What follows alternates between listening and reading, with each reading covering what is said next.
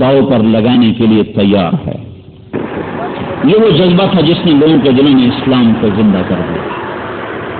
تو بھائیو، اللہ نے اس امت کا انتخاب کیا ہے، یہ آخری نبی کی آخری امت ہے۔ اللہ کے پیغام کو لے کر پھرنا یہ اس امت کی ذمہ داری ہے۔ یہ بات بھول گئی تھی انسانیت۔ دو نظام چل رہے تھے، ایک مدرسے تھے، خانقاہیں تھیں۔ خانقاہوں میں طلب والے جاتے تھے، مدرسوں میں بھی طلب والے جاتے تھے۔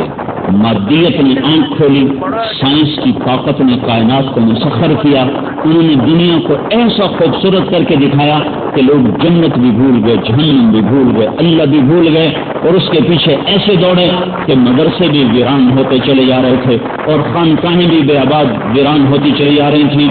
تو اللہ تعالیٰ نے اپنے ایک بندے پر پھر اس دعوت کی آواز کو بلند فرمایا، اور مولانا الیاس صاحب رحمۃ اللہ علیہ اگر اپنی فہم سے چلتے تو کوئی مدرسہ کھولتے یا کوئی خانقاہ بناتے، مرید بناتے یا طلبہ تیار کرتے۔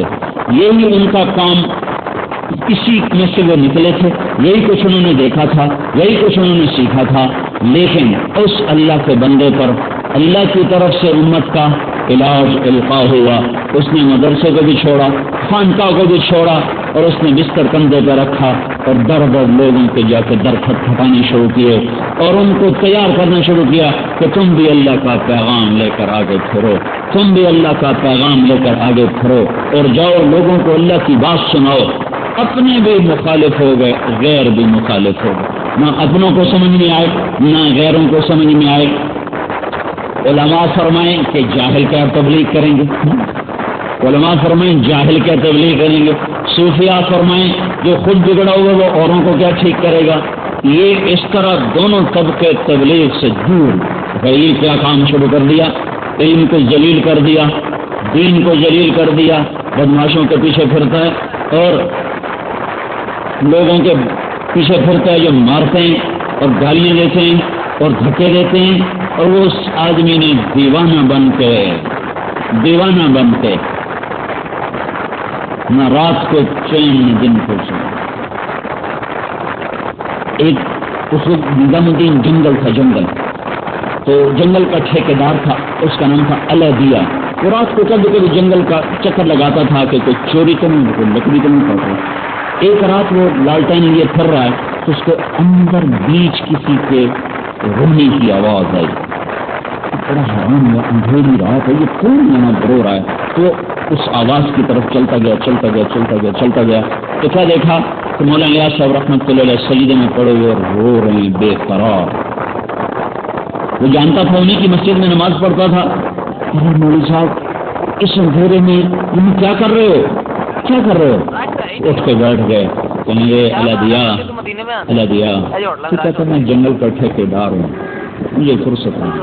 یہ دلی کے تاجر کہتے ہیں ہماری تجارتیں ہیں، بال بچے ہیں، ہمیں فرصت کوئی نہیں ہے۔ تو یہ میرے نبی کا دین ہے، یہ کس کے ذمہ کروں، کون اس کو لے کر پھرے؟ یہ غم مجھے رلا رہا ہے۔